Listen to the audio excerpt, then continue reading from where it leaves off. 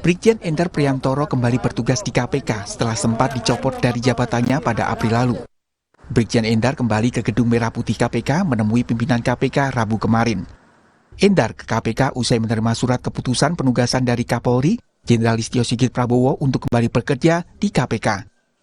Meski sudah menerima SK baru terkait penugasannya kembali, tapi Endar belum aktif bertugas sebagai Direktur Penyelidikan KPK karena hingga saat ini masih ada pejabat sementara di KPK.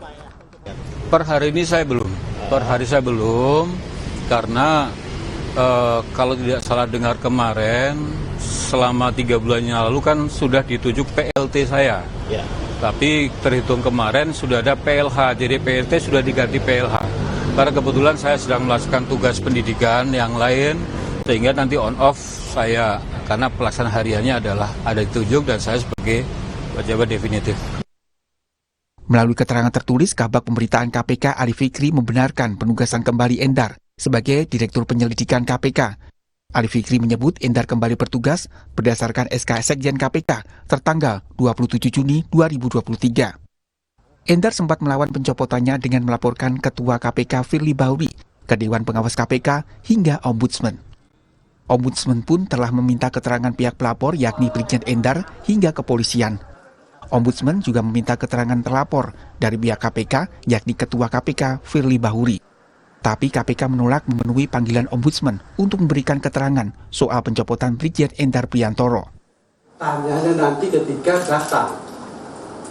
Tetapi intinya adalah KPK secara kelembagaan tidak dapat memenuhi permintaan tersebut dengan sejumlah alasan yang intinya itu mempertanyakan untuk tidak mengatakan menolak kasus ini menjadi bagian dari objek pengaduan di Ombudsman.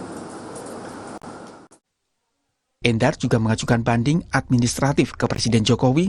Banding itu dikabulkan dan disposisi banding itu diserahkan kepada Kementerian Pemberdayaan Aparatur Negara dan Reformasi Birokrasi Kemenpan RB. Kementerian Pan RB kemudian melayangkan surat rekomendasi ke KPK yang isinya meminta agar Endar dikembalikan ke posisinya sebagai Direktur Penyelidikan. Surat keputusan itu pun akhirnya dikirimkan ke KPK. Endar Priantoro